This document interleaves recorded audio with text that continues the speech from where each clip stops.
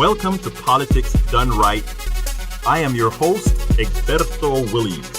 This is the progressive program that will take the mystery out of politics. This is the program that will encourage you to make sure government becomes we the people. Whether you are liberal, conservative, or otherwise, you get to air your point of view. Remember, you can also send me a tweet to EGBERTOWILLIES.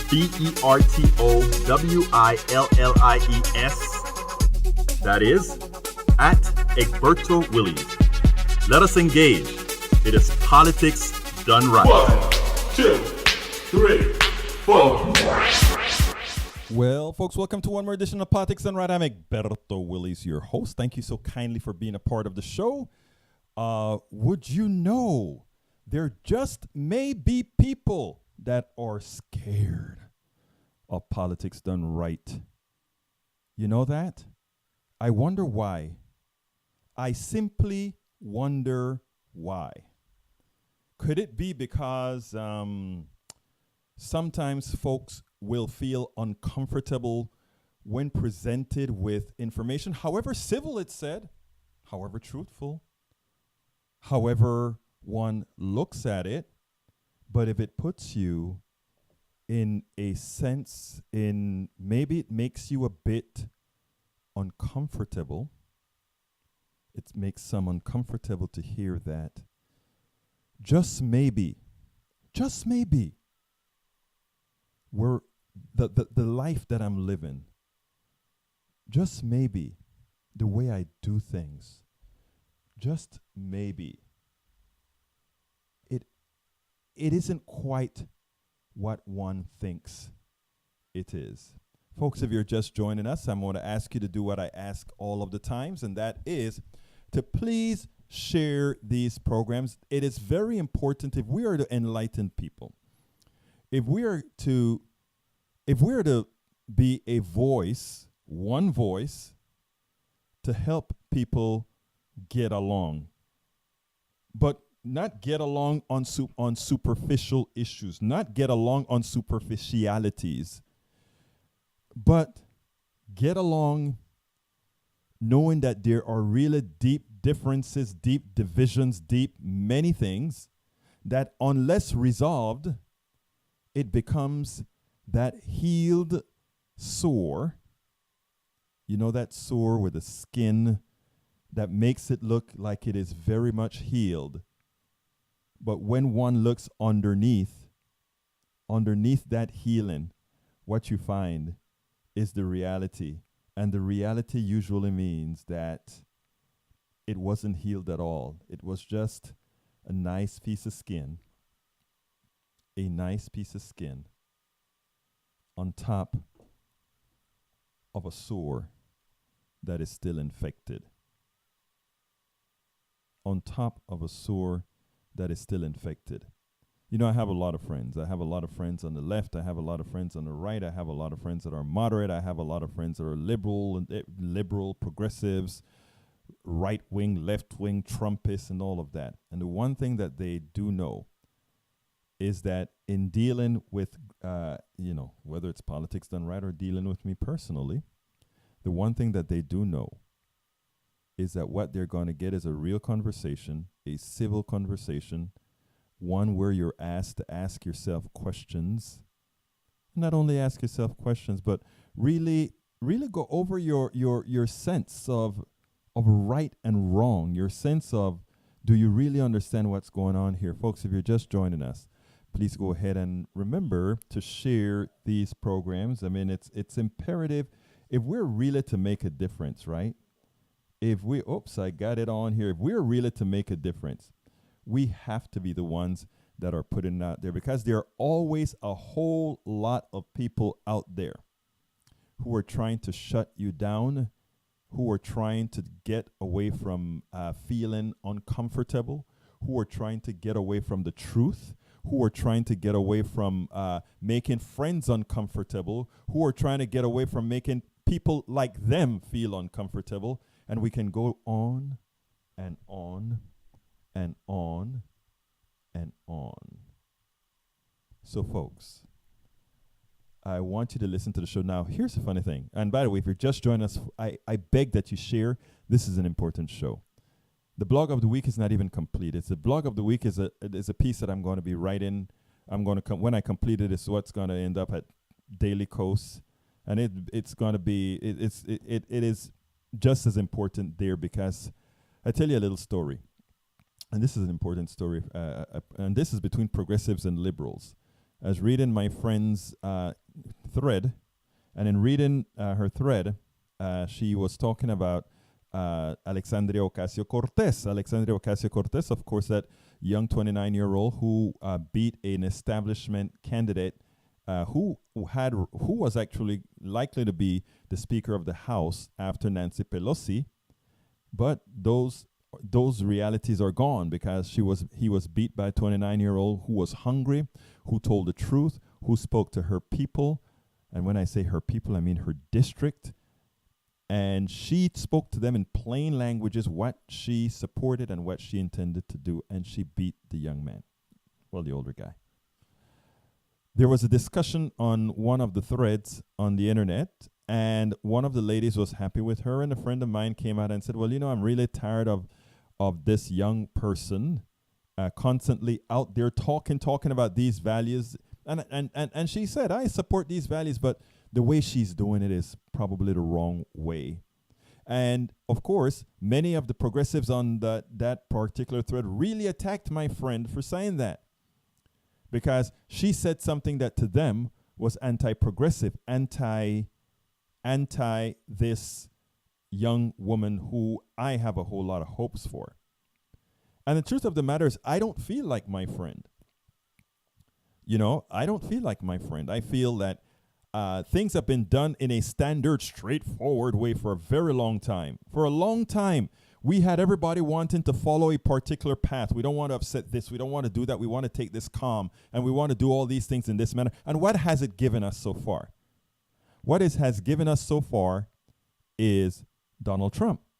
And it's given us a country that is more divided, even more so than when Obama was president.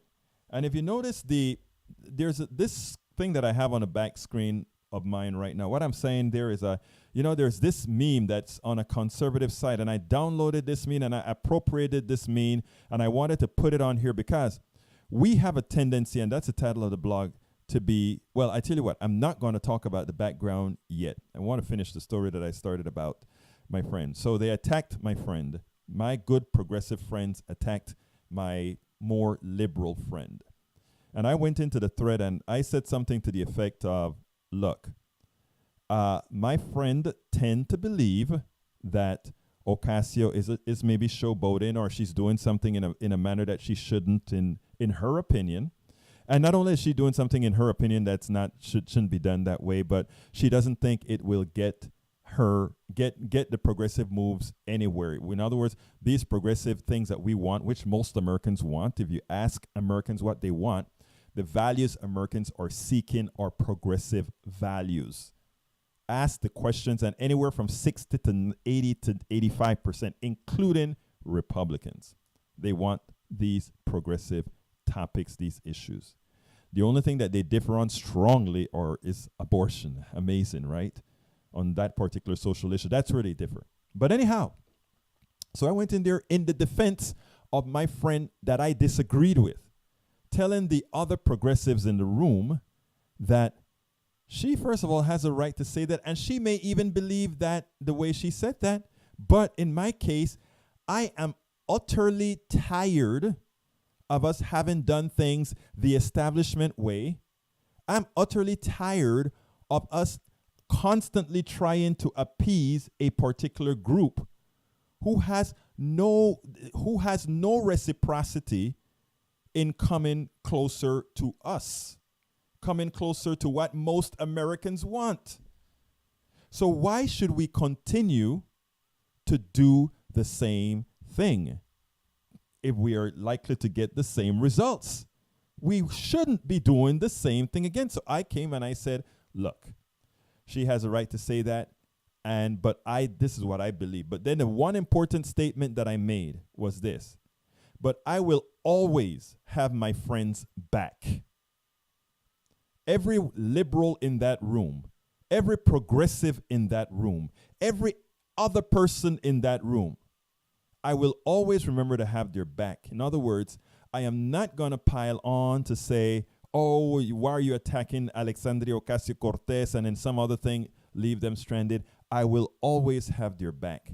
It is something that, as a progressive, I would have hoped that many would all have our backs. One of the reasons we are so unsuccessful many times in giving the Americans the values that they want is too quickly we fall to peer pressure. Too quickly we fall to cultural pressures. Too quickly we fall on all these issues.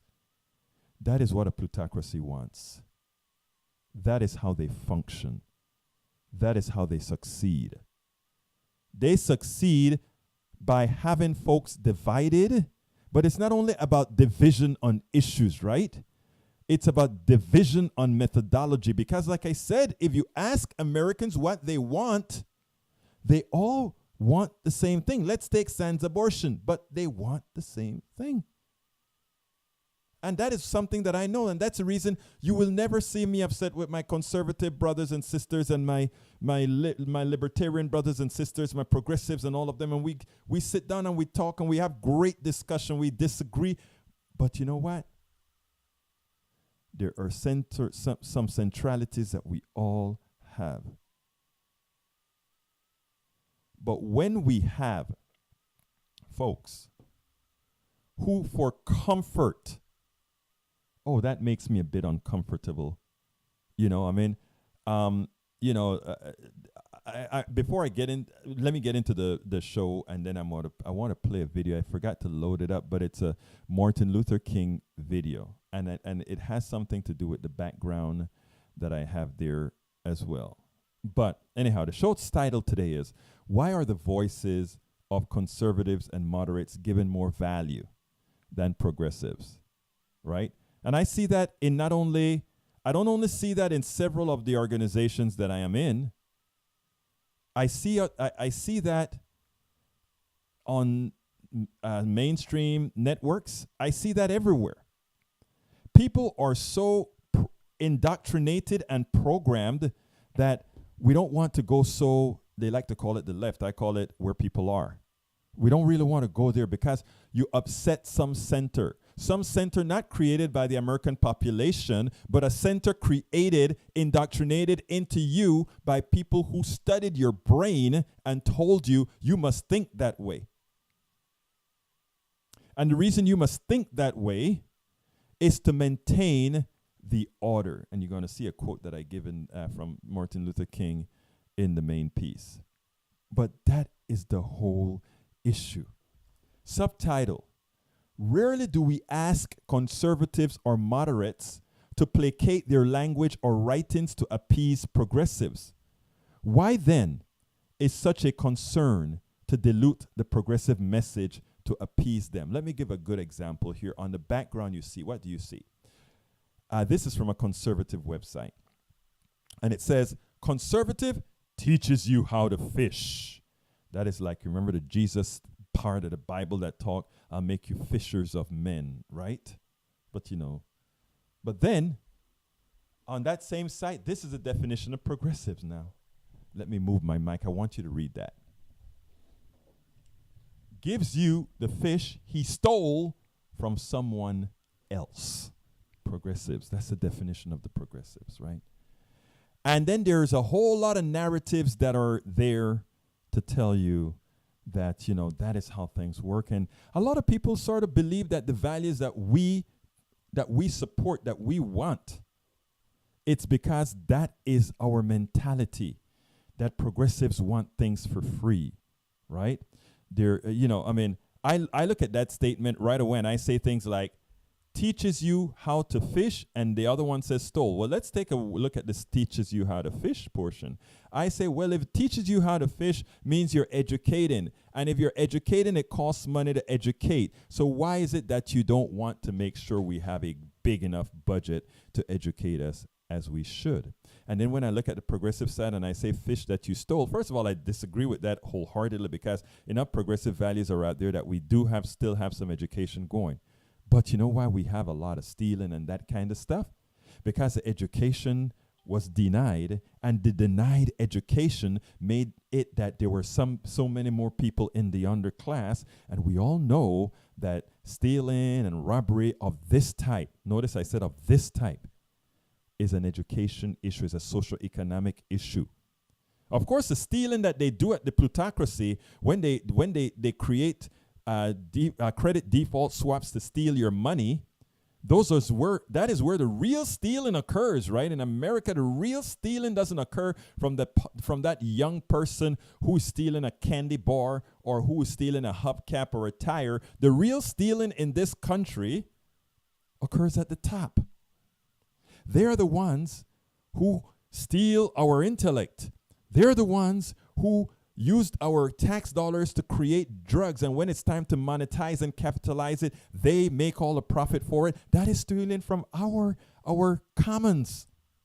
They are the ones that are creating politicians who are going to allow them to build toll roads that they are going to take our dollars and profit for a few. That's a form of theft. And we can go on and on and on and on. But you see, it is how it is told. It is how the story is told. The guy who goes ahead and steals a candy bar, he looks bad. He's taking something that not his. The guy who buys the politician to steal not from just that abarroteria, that little store, but to steal from all of us, to steal from us all, that's not robbery because it's legal. We passed it through the legislature. We paid off the politician who that's not stealing. And that person is living an upright citizen. It's all in how things are framed. What politics done right tries to do is frame arguments truthfully. We truthfully frame an argument. And we ask people to come on in. If you think I've gone overboard with my interpretation, if you think that I am wrong in the way it is framing, please tell me. Because you know what? There are some issues that I may be framing incorrectly out of my own ignorance. And once I learn otherwise, I'll change. That's a promise of mine. We learn together. But the one thing that is unforgivable is to implicitly award those who simply are not progressive, but have some indoctrinative being or value set and assume it is correct. Because most of the time it is not. And the current state of our economy, the current state of our education, the current state of everything tells us the truth. It tells us the truth. As progressivity was moving forward, we can look at the curves. After we got to supply side economics, we can look at the curve. You know, one of the things that when I wrote my book, As I See It, Class Warfare, the Only Resort to Right-Wing Doom, and I always have it on my table. Always have it on my table. One of the things that I always pointed out, right, is that if you really want to learn things, if you really want to know things, the good thing about America is we have all the information always available. But those who have indoctrinated you, they've told you something. They've taught you something. They've taught you, you don't need to do your own research. Just listen to what we tell you by the media. And we've divided into the left and the right. And they just topically tell you something and you believe it. And then topically tell you something else and you believe that. And they're betting that enough of you won't do your own research to become a critical mass. A critical mass that then foments change, that then causes change. They're betting on you. They're betting that you are not going to do your diligent do the diligent work. And you know what else they've done to you? They've made it that most Americans are so darn busy.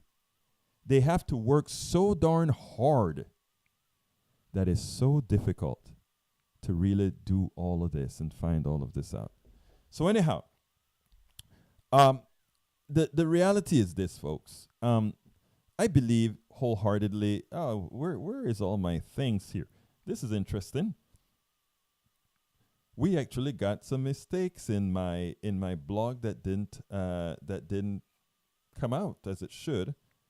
But anyhow, I'm going to say I received a very upsetting email from two friends in a particular organization today who would want progressives to temper their speech or change the way things are. And I tell you what,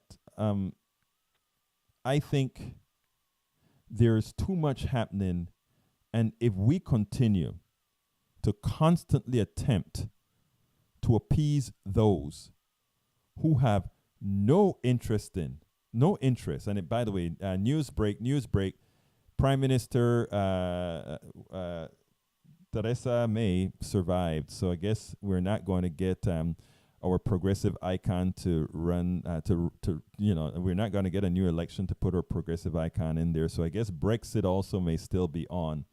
Well, I guess Great Britain wants to fall under, but hey, good for them. Anyhow, so if we continue to appease solely the sensibility of those who refuse to look at reality objectively, we're doing a disservice to the country. Protecting said sensibilities is tantamount to disregarding a large percentage of the population. As we constantly try to be sensitive to a few because they speak up. Oh, I don't like politics done right because it'll prevent me from getting somebody who otherwise might want to participate in some sort of a dialogue. If that is the case, is that somebody you wanted in the first place? Because if you are going to be a leader, you have to lead. You have to be able to say, look, it is important that we learn as a society how to entertain points of view, how to try to look at them from a factual state, factual state. And if we don't, you're not a leader. You have to be able, and you also need to be able to have, like I spoke to my friends in the room. Folks in this business as activists moving the country forward have to learn to have activists backs, because the plutocracy depends. They depend on fracturing things. They depend on having fractured movements. Fractured movements allow them to do what they do. But folks, I'm not done with the block of the week, but the portions that I'm done with, I think, will put out enough of the message that I can then talk on, and then I'm going to go ahead and try to have the conversation on under the video. But I want one thing, folks. I would love to have some of you call in. You like to talk on the page, but I would like you to call in. You're on the Politics Done Right page, but I'd love for you to call in, if at all possible, which is 646-716-5812, and talk about this, conservative, moderate, and all that kind of stuff. And listen to what I'm going to say. And this is I think it's a very important blog. So here we go. It's time for the weekly blog post. Okay. The weekly blog post is titled, Why Are Voices Up? Wrong one. Weekly blog is Progressives.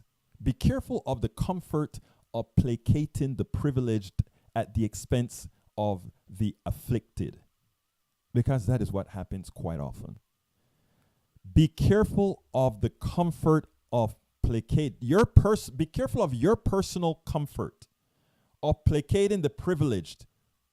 Those people who love to complain that somehow they are wrong, they were wronged, or that something has happened to them, at the expense of the afflicted, at the expense of those who are really going through stuff. Be careful. It's easy to do. It's easy to always dump on those who've been dumped on. It is always so easy to do that because they're already dumped on. So, but you're not going to mess with your little frizzy nice thing, right? So here's the deal. Most Americans are non-confrontational. They're non-confrontational. A lot of Americans don't like confrontation. I get it. When I sit down in Starbucks and I talk to my right-wingers, and I mean, if many of them, if they see my car out there, they're coming in there for a conversation. Because they know they're going to get a civil conversation. They're not going to get somebody placating their points of view. That's not what they're going to get. They're also not going to get somebody that's just going to sit back. They get somebody that have a good, juicy conversation where I tell you what is so interesting about the type of when you have these real conversations and not just topical conversations for people to placate themselves. But when you have deep conversations, a lot of people, what they want to do then is like, a lot of times they're so set in their ways, you talk to them and you've convinced them otherwise, and they think, but I couldn't be all that wrong for all this time. And they go do their research and they come back to you. I had that happen with a Trumpian friend of mine on immigration. He was really, for all practical purposes, anti-immigration. We went through a whole lot of stuff and went through stuff about, hey, why don't you read up on this and why don't you do that and that? The person came back and wrote a blog post for my progressive site. And then I posted that at the most progressive site in the country, Daily Kos. And it did well because we entertained a real conversation. And it's not that we found common grounds. He did immigration from what he called from a Republican point of view, where there was a certain amount of money involved. I wasn't particular about it, but it was a start. And not only was it a start, the basic principle was that we needed a lot of immigration. And he came to that conclusion as well. So then the new thing about it was not whether we were going to have immigration or not from this Trumpian. It was going to be, how do we do it? And that was good because now we were on the same platform duking it out. And he has a point of view, which I respect. Anyhow, ironically, many times their opinions are predicated on let me start from the beginning for those who are just coming in. I just saw Wash come in. Most Americans are non-confrontational. Ironically, many times their opinions are predicated on the opinions on those that are most vocal. When one polls Americans about their value set, they are decidedly progressive. They are decidedly progressive. They believe in social, criminal, economic, and racial justice as concepts. Why? Because deep down, they know it is right, and they are able to empathize with an abstract concept. Hear what I'm saying now. If you talk to anybody, left, right, middle, all these guys, everybody can empathize with an abstract concept. You can abstract that you're not a racist. You can be abstract that all these issues are that you are not a sexist. All these things are true. In the abstract, what happens when your boss is a woman? What happens when your boss is a black man? What happens when all these other issues are no longer abstracted, but you are in the middle of it? Then people start thinking. People really start thinking, how does this really affect me? Now, if you are not into the frame of mind, into a frame of mind and no reality, all the externalities that came from the plutocracy that lied to you, like this stuff on the back of my pad right here that talks about conservatives teach you how to fish, progressives steal the fishes and give it to you. All those concepts that's been inculcated in your mind now start to pop up. That's how the mind works, right? And that's what the plutocracy, and that's how you were cultured to tell you those things. Now, and this happens with progressives too, huh? And that's what I've told progressive. I've written several articles on Daily Kos where I say, progressive, don't pat yourself on the back thinking you're such a benevolent crew, so much different than those on the right.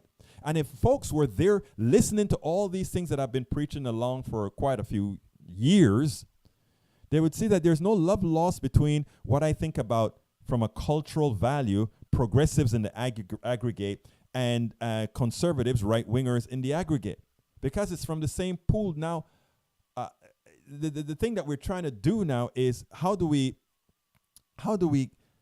get these folks who are more similar than not, but who the plutocracy wants to create a big difference so that they'll fight each other so that they can rip you off blind as you're not looking at the things that really matter.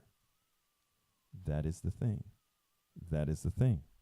Anyhow, interestingly, actualizing all those good values Americans believe in at times find itself in conflict with reality, with history, and individual courage. And why individual courage?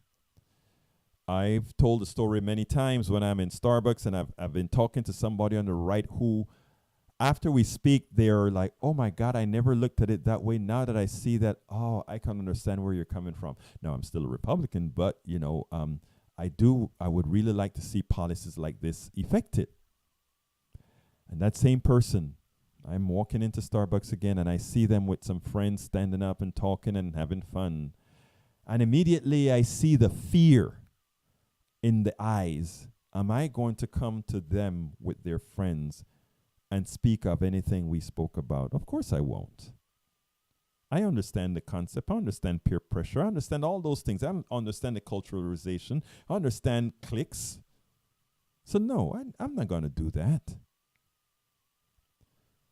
But sadly, until those people get the courage so that they also become the conduits of change, the conduits of what they've learned to make things better, until they become that, change is going to creep along. Because if we have one too many, if there are many of you out there, those are trying to change and change and change people, but you're doing it one at a time, it's much different than if you convince person A, person B, and person C, and each of those people convince 1, 2, 3, 1, 2, 3, 1, 2, 3. We call that geometric progression. We can make change that much quicker. But if we have fearful folk who make the change themselves, but don't have the wherewithal to make that change or promote that change beyond themselves, it makes it that much slower. So there are many reasons for that. One primary reason that encompasses them all, however, also is not only fear or courage, but the inability of many to empathize unabashedly. I received a very upsetting email. I received very upsetting emails from two friends in a particular organization today who would want progressives to temper their speech because it makes some uncomfortable. This discomfort, they say, detracts from the ability to bring these people into the fold. The question is, if one must tell less than the truth to bring some into the fold, what good is having them in the first place? How are they going to help the movement? How are they going to make things better for others? How? I don't know. I can't answer that. I can only do what I do. I can only do what I think is right. What I know is right if we're going to move these things forward, right? And this isn't things just coming out of my head. This is learning. This is understanding. This is talking to thousands of people. Social media network, directly talking to folk, being exposed to everybody and being able to have a conversation with everybody. Those who are made uncomfortable by a politics done right, those who are made uncomfortable by the face that they see on screen, has to ask themselves some questions as to what really is the genesis of that fear. And I won't speculate, but they should ask themselves about the messenger, about the message, and about the truth. It is important. Now, I immediately remembered a quote from a letter Martin Luther King wrote as he spent some time in a Birmingham jail. The issue is much more profound today because it's not completely racial at all, right? Because the way I see, I'm going to digress from this a minute and say a little bit about. I'm in the Visible Houston and in many other organizations, and I'm one of those who continuously try to reach over and bring folks into the fold, whether you're Democrat, Republican, or otherwise. I talk to everybody and I try to say, look, we have to work together because the goal isn't to separate us, but the goal is who we're looking at, right? In other words, that the goal is we are being manipulated from above, and it's hard for people to understand that. So I try to bring folks in. A lot of my lefties would look at me and say, look, you're wasting your time. You don't do that. We are just going to hammer things out. And my belief still is we can hammer things out and have 52 or 53% of the country. I don't want that. I want 90% of the country. I want 90% of the country. Because when I look at the polls and I look at what people want, 90% of the country are the ones who the things we want are going to be the things they do as well. And I believe getting that, I believe the real change in our economic model, the real change in our social model can only occur if we not only have 52, 53, 54% of people, but we can get to all of them. But it needs leaders to do that. And it needs people of all sides. Yes, we need my friends that are going out there in the streets and doing their thing and being rough, just like this conservative that on the image behind me was rough. But we also need people to talk the truth. We also need people to tell the truth.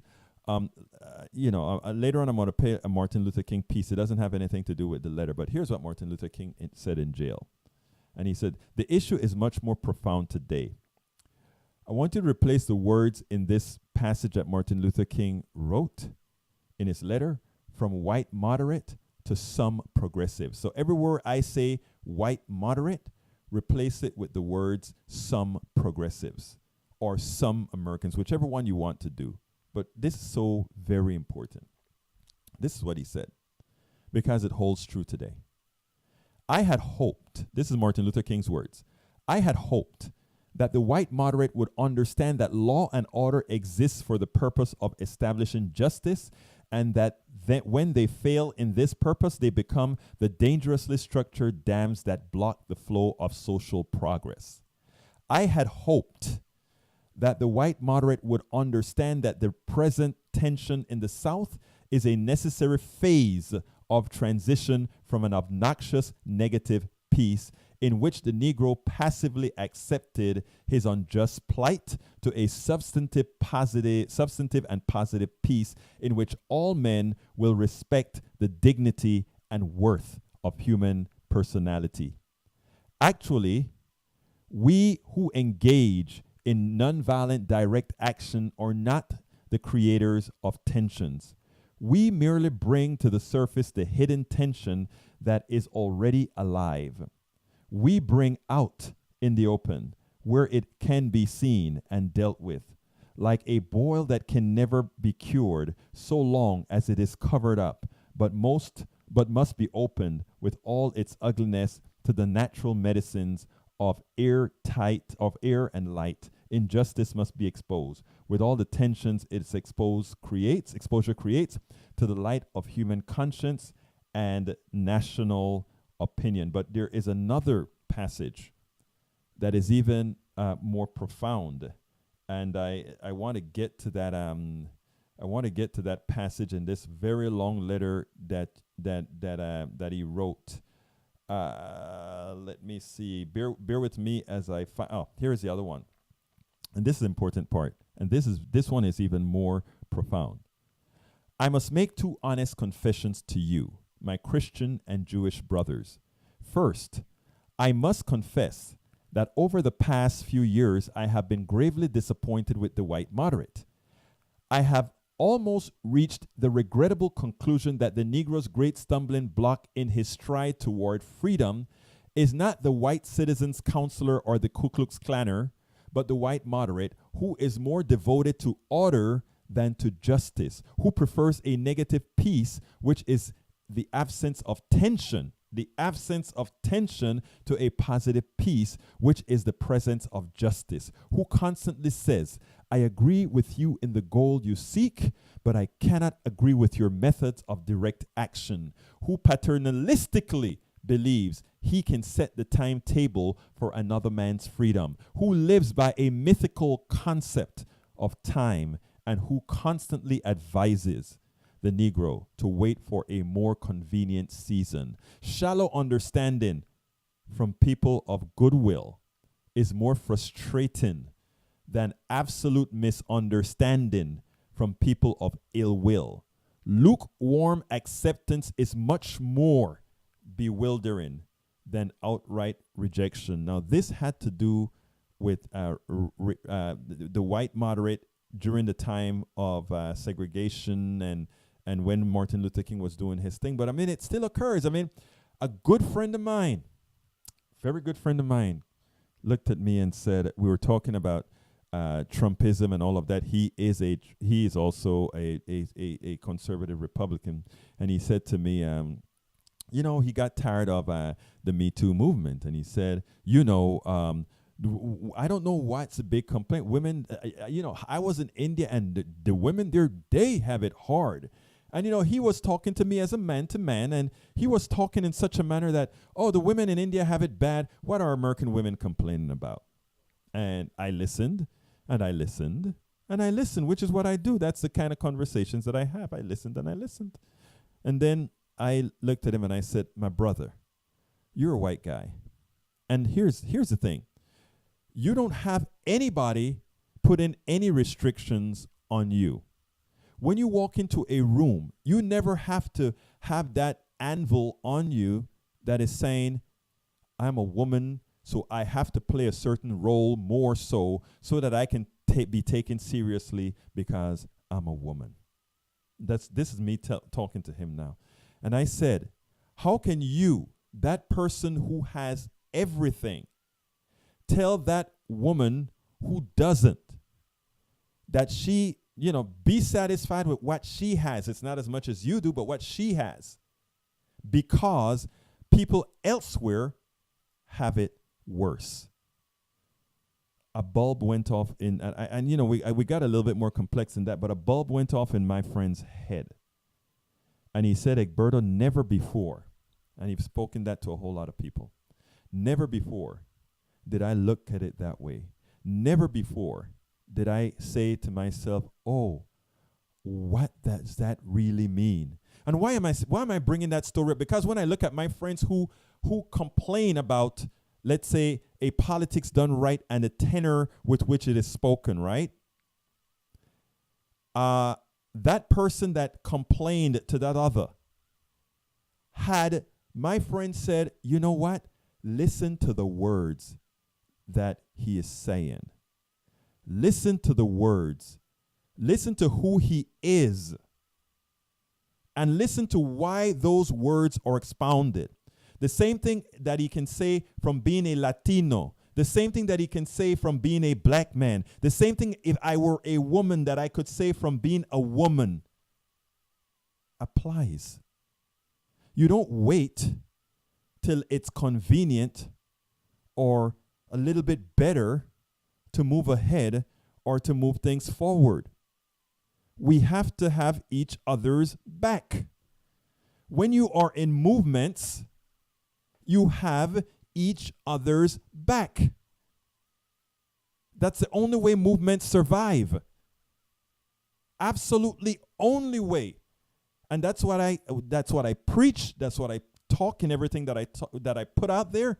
Movements survive when those protagonists of movements have each other's back. And Martin Luther King, in effect, was saying, when you come with a lukewarm, I want to be tenuous, I want to try to, I don't placate. I make myself available to folks.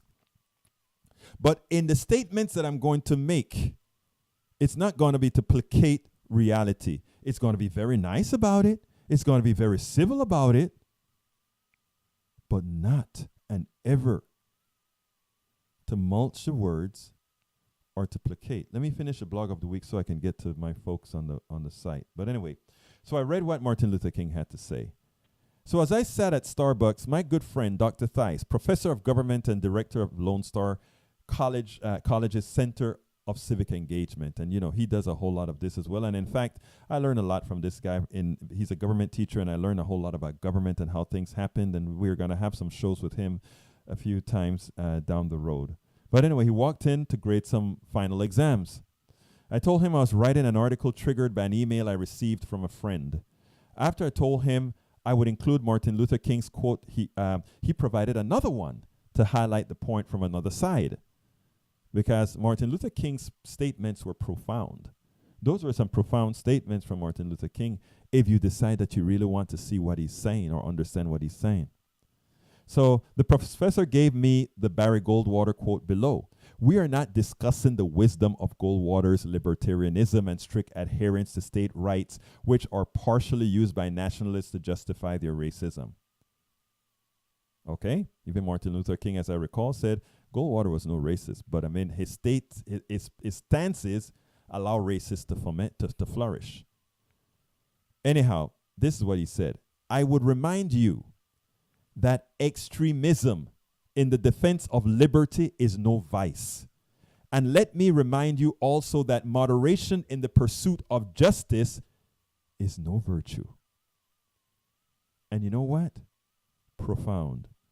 Why the beauty of the very system, continuing what he said, why the beauty of every system we Republicans are pledged to restore and revitalize, the beauty of this federal system of ours is in its reconciliation and of diversity with unity.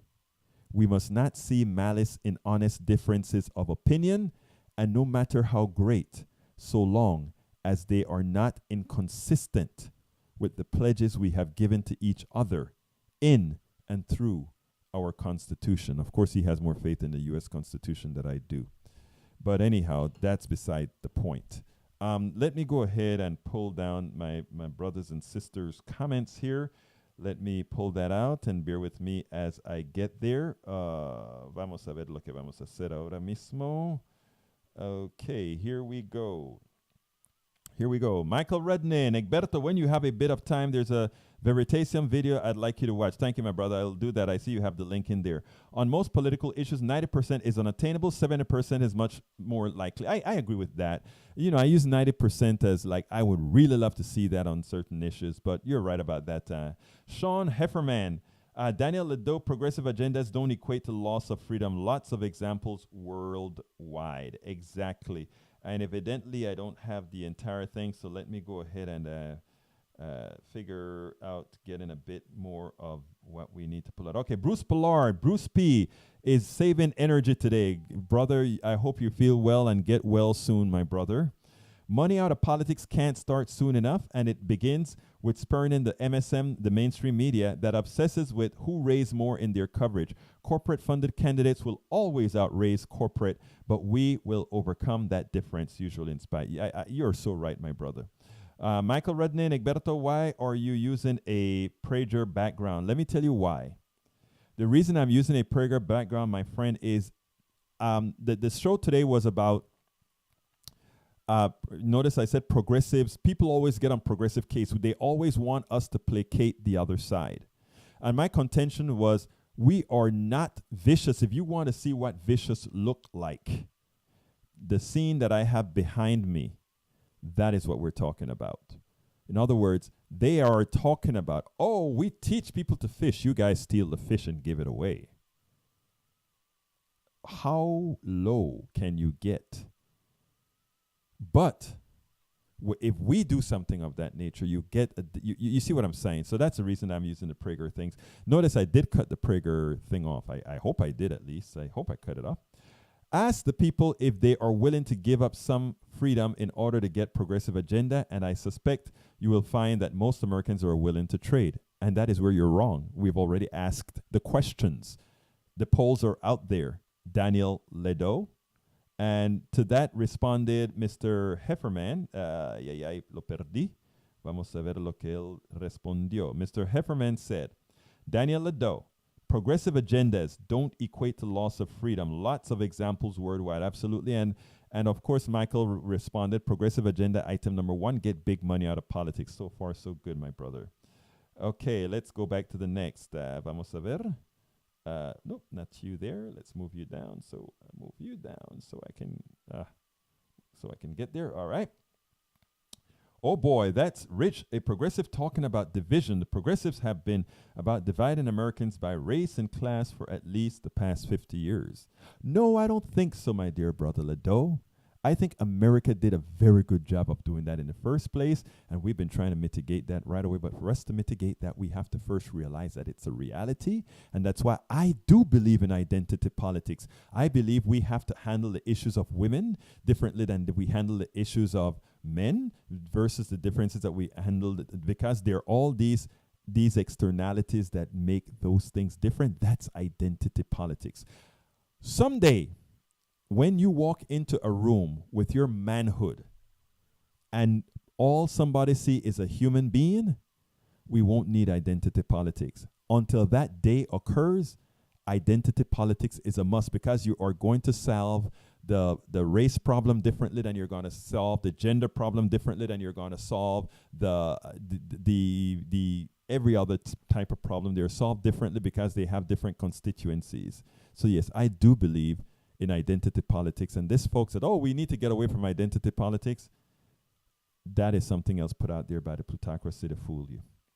Those instances when you can convince someone against what they believe through reputable source evidence are a rarity, but such are worth the effort. When you can converse on an issue with the same baseline information as an underlying foundation, you can make progress. Yeah, and let me tell you something else that I do, Rednin. I do most, this is a show, radio, social media, video show, all of that together. Because I'm the one doing the talking, I do a lot of talking here. But when I'm talking when I'm at Starbucks or any coffee shop or whatever, talking to people, I do most of the listening. In the beginning, I'm doing a whole lot of listening. And there are a lot of reasons why I do a whole lot of listening, right? I need to see the level of, when I'm doing a lot of listening, I get to see the level of one's indoctrination. I get to see whether I'm learning something from that person. And actually, I should put that number 1. The first thing I try to do when I'm talking to somebody is to learn something. So when my right-wingers are talking to me, I'm learning. And, positive learning, negative learning, mostly positive. So I'm sitting down there, and that's the first thing I'm doing. I listen a lot. So I learn from listening. I learn their angles from listening. I also learn where they are indoctrinated from listening. And I also learn what bits of facts that they have that is congruent with their indoctrination. You see, indoctrination doesn't work unless a lot of stuff in there has a modicum of truth, right? So when that picture behind me where you see they say, oh, we teach people how to fish, and the other one says, oh, well, you steal the fish and then give it to somebody else. There's a modicum of truth there, right? If most of the people that are progressive, or a large percentage of progressive, most of the poor, then what it means is ostensibly they are going to be getting more from the government, right? They'll be getting the child credit. They'll be getting a whole lot of these things. Some will be getting food stamps, et cetera, et cetera. Most progressives, however, aren't on those programs. Let me just be clear. But they use those as a poster children for progressive, because we believe in also making sure those people can have a good life. So that picture is what denotes that. And when it says we teaches you how to fish, they talk a lot about that. They talk about lifting yourself up by the bootstraps. And, with that, I should try to get that video that I said I was going to try to get from MLK, because a lot of people believe, oh, those people just take. And we the others, we built ourselves up from our bootstraps, but they just take. And remember I told you that the reason these people can say these things is that they have a modicum of truth to it, right? But they don't explain the whole issue. This is what MLK had to say about a certain something. And I want folks to listen to what he says here. Listen to this. At the very same time that America refused to give the Negro any land, through an act of Congress, our government was giving away millions of acres of land in the West and the Midwest, which meant that it was willing to undergird its white peasants from Europe with an economic floor. But not only did they give the land, they built land-grant colleges with government money to teach them how to farm. Not only that, they provided county agents to further their expertise in farming. Not only that, they provided low interest rates in order that they could mechanize their farms. Not only that, today many of these people are receiving millions of dollars in federal subsidies not to farm, and they are the very people telling the black man that he ought to lift himself by his own bootstraps. Now, this is what we are faced with, and this is the reality. Now, when we come to Washington in this campaign, we are coming to get our check. Why did I play that one? I played that one because there is a certain resonance there, right? Remember I said that there has to be some reality to indoctrination. So the reason that a group of people can feel that they can look down on many others and say, oh, we raised ourselves from the bootstraps. When you go underneath their truth and you explain to them that your bootstrap was the government. Those people in West Texas who own all that land, those people who learned how to farm those big farms and then hired indentured servants and then looked down at those people, they got the help in hand, right? And the others didn't. And then they have the nerve to say, oh, be nice. Be nice. Be nice. Folks, we have a lot to learn. And that's my goal. I love everybody. And anybody who is in touch with me knows the reality of being easy to deal with and being able to get all this stuff done. But unless we indoctrinate ourselves with what the plutocracy wants to ensure that we can keep people separate, that we can keep people apart, unless we get there, unless we do that,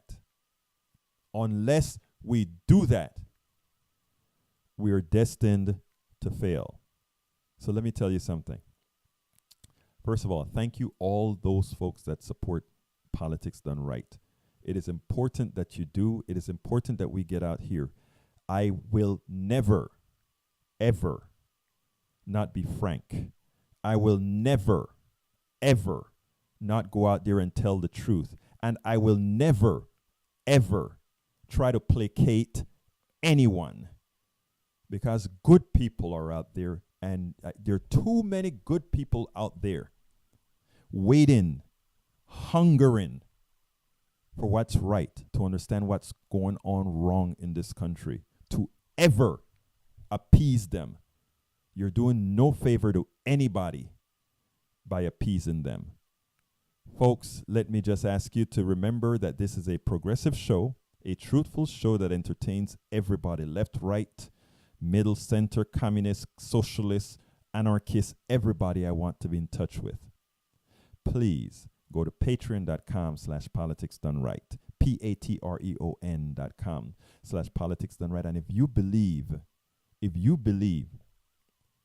in keeping people informed, if you believe that we have to do this, that we all have to be on the same wavelength, that we all have to be told the truth, that we all have to investigate the truth and know what we're supposed to be like, that is how we move forward. Patreon.com/politicsdoneright. Again, that is patreon.com/politicsdoneright. Or you can go to politicsdoneright.com and go to our PayPal and say, hey, we want to make sure Politics Done Right stays alive. And of course, you get How to Make America Utopia. As we write chapters, we put it out. Next week, we hope to have chapter 2 online for those of you who subscribe. So please subscribe at patreon.com/politicsdoneright. And thank you so kindly for spending this time with me. I really do appreciate. This is the passion I have for change, to make change.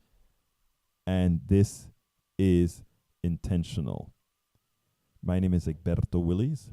This is Politics Done Right, and guess what? I am out!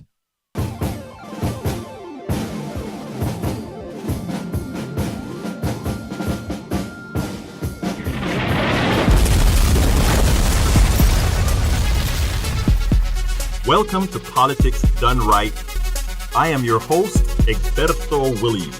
This is the progressive program that will take the mystery out of politics.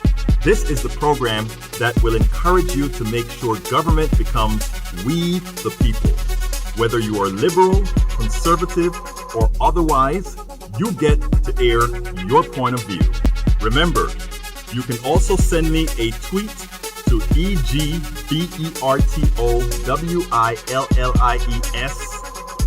that is, at Egberto Willies. Let us engage. It is Politics Done Right. 1, 2, 3, 4.